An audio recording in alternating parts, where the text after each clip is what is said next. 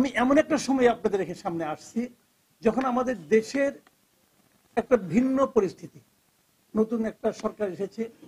15 বছর যে সরকারটা আমাদের উপর চেপে ছিল, 15 বছর যে সরকারটা আমি বলবো যে একরকম মানে স্বৈরাচারী, আমি বলবো তাদের অবস্থানটা, তাদের মনোভাবটা, তারা নিজের ইচ্ছা হলো তারা থাকলো।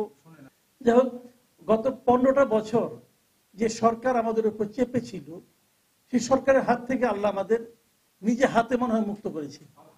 বিশ্বাস করেন, আমি নিজে মানে 5 আগস্টের পরে পরবর্তী এক সপ্তাহ মাঝে মাঝে রাতে ঘুম ভেঙে যেত। ও বয়স হয়েছে তো মাঝে মাঝে বাথরুমে যেতে হয় রাতে।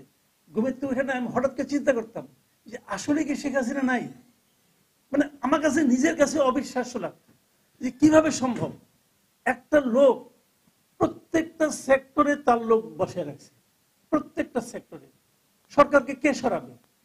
পলিটিক্যাল পার্টি কেউ নাই, জামাতে ইসলামী নিষিদ্ধ করে দিয়েছে, বিএনপি দৌড়ের উপরে আছে, আর্মি তার হাতে, সর্বশেষ তার আত্মীয় জ্ঞানে বসাইছে, পুলিশ তার লোক, সমস্ত জায়গা র্যাব তার লোক।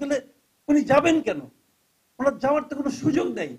সেই লোক নাই, এটা চিন্তা করতে আমি মানে অবিশ্বাস্য লাগতো আসলে কি নাই। নাই হয় কিভাবে যে নাই হয় এটা কেউ বুঝে না। মানুষের চিন্তার বাইরেও অনেক কিছু ঘটে, যা ঘটা উচিত সেটাই ঘটে। তারপর আমরা আজকে 5 মাস হয়ে গেল, আমরা আরেকটা সরকার পেয়েছি। তো আমি মাঝে মাঝে এই সরকারের সমালোচনা করি। তখন আমাকে একজন বলে, ভাই তুমি তাহলে কিসে হ্যাপি, তুমি সবারই সমালোচনা করছো কেন? আমার বক্তব্যটা হলো, যখন একটা অঘটন ঘটে, একটা সমস্যা হয়, বাজারে জিনিসপত্রের দাম বাড়ে, আমি কাকে দায়ী করব? আমি কার কাছে এটা চাইবো? আমি তো সরকারের কাছে চাইবো, আমি তো আর বিরোধী দলকে দায়ী করবো না। তো সেই জন্য আমি সরকারের কাছে বলি, এবং আমি এটাও বলি যে আমি চাই যে এই সরকার সফল হোক। কারণ এই সরকার যদি ব্যর্থ হয়ে যায় তাহলে আমাদের আর কিছু থাকবে না। আমরা তাহলে কার হাত দিয়ে, কার হাত ধরে স্বপ্ন দেখব? কারণ এই সরকারটা তো সবার স্বপ্নের সরকার। এখন এই সরকার সফল হোক এটা আমরা চাই। পলিটিক্যাল পার্টিগুলো, সবগুলো পলিটিক্যাল পার্টি কিন্তু এই সরকারকে সমর্থন দিয়েছে। বাংলাদেশের ইতিহাসে কখনো এরকম হয়নি যে সবগুলি পলিটিক্যাল পার্টি একটা সরকারকে সমর্থন দিয়েছে, সবাই মিলে দিয়েছে। মাঝে মাঝে মনে হয় যে এত সমর্থন বহন করার ক্ষমতা কি সরকারের আছে? সেটা নিয়ে হতাশ হই। কিন্তু তারপরেও আমরা আশাবাদী, সামনের দিনগুলো যেভাবে যাচ্ছে হয়তো আমরা একটা ভালো সরকার পাবো, হয়তো একটা ভালো নির্বাচন পাবো, হয়তো বাংলাদেশ একটা নিয়মের মধ্যে আসবে। দেখেন আমার দেশের মানুষের, আপনারা তো প্রবাসে থাকেন, এই আমাদের এই আন্দোলন অথবা এই ধরনের সরকার পতন এত কিছু, এর পেছনে আমি কিন্তু অত্যন্ত বড় একটা ভূমিকা দেখি প্রবাসীদের। প্রবাসীরা যে ভূমিকা রেখেছে এটা ভাবাই যায় না। আমার সঙ্গে অনেক প্রবাসীরা কিন্তু ওভার টেলিফোনে, হোয়াটসঅ্যাপে যোগাযোগ করে। আমি চিন্তাই করতে পারি না যে এরা এত আন্তরিক, এবং যা যা করতে, অনেকে দেখতাম যে দেশে তারা বৈধ উপায়ে টাকা পাঠাতো না, ওই বৈধ উপায়ে টাকা পাঠালে তো হাসিনার লাভ হয়ে যাবে, এমন আমি দেখেছি। তো তাদের এই যে ত্যাগটা, এই ত্যাগটা কি বিফলে যাবে? তা যেতে পারে না, আমি মনে করি যাবে না।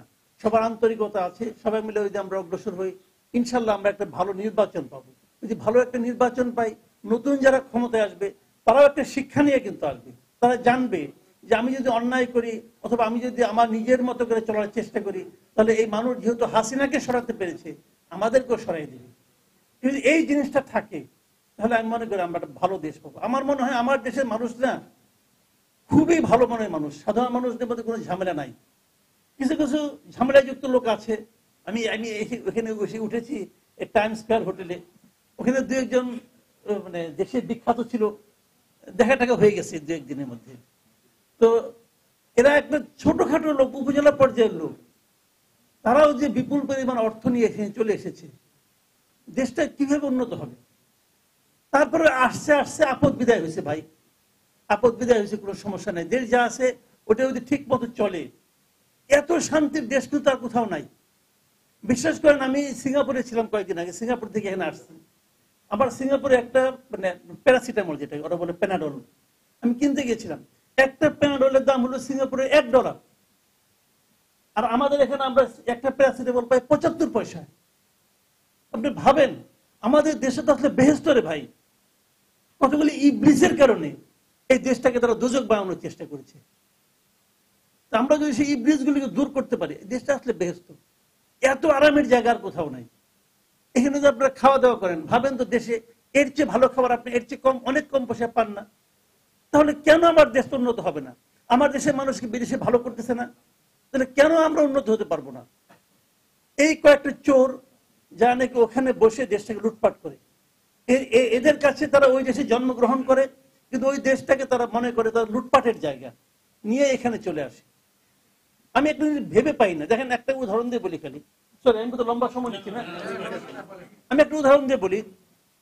যেদিন সালমান রহমানকে ধরলো এবং আনিসুল হককে ধরলো, ওই সদরঘাটে ওখানে লুঙ্গি পরে তারা বসেছিল, নিশ্চিত ছবিটি আপনারা দেখছেন।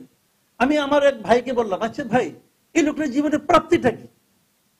এই আনিসুল হক, তার কিন্তু বউ নাই, বাচ্চা নাই, তার বাপে যে টাকা রেখে গেছে সিরাজুল হক সাহেব, সেই টাকা দিয়ে যদি সে খালি বসে বসে খরচ করে, সে 5 স্টার হোটেলে সারা জীবন থাকতে পারবে। এই লোকটার কিসের অভাব? তারপরে তাকে এগুলো করতে হলো কেন? একটা জিনিস ভাবেন, আপনি কত খাবেন? আমি একবার একটা সময় ঘটনা বলি, আমি মির্জা আজম ছিল না আওয়ামী লীগের লিডার, তার এলাকায় গিয়েছিলাম কোনো একটা মানে এই আপনার 2000 সালে 98 সালের কথা বলতেছি, 98-99 দিকে, নির্বাচনের আগে 98 বন্যার পরে। তো তখন ওখানে একটা কৃষক আমাকে একটা কথা বলছিল, আমি যে দেখি এক মির্জা আজমের পরিবারের নামে জামালপুরে, মানে ওনার এলাকায় মেলান্দা এবং মাদারগঞ্জ 2 থানায় 104টা শিক্ষা প্রতিষ্ঠান আছে। মানে 104টা শিক্ষা প্রতিষ্ঠান এবং বিভিন্ন সামাজিক সংগঠন আছে, যেগুলি নাকি হয় তার বাবার নামে, নয় তার মায়ের নামে, নয় তার খালার নামে, নয় তার নামে, তার বউয়ের নামে, মানে তাদের পরিবারের নামে 104টা সংগঠন। প্রাইমারি স্কুলের সংগঠন, সরকারি প্রাইমারি স্কুল, আগে ছিল একটা হিন্দুর নামে, ওটা চেঞ্জ করছে তার বাপের নামে। তো এরকম ভাবে এতগুলি সংগঠন, এত টাকা সে লুটপাট করেছে। একটা কৃষক আমাকে বলতেছে যে মির্জা আজমকে আমি এতটুকু দেখছি, এখন এত বড় হয়েছে, ও যে কত টাকার মালিক এটা আমরা কেউ বলতে পারবো না।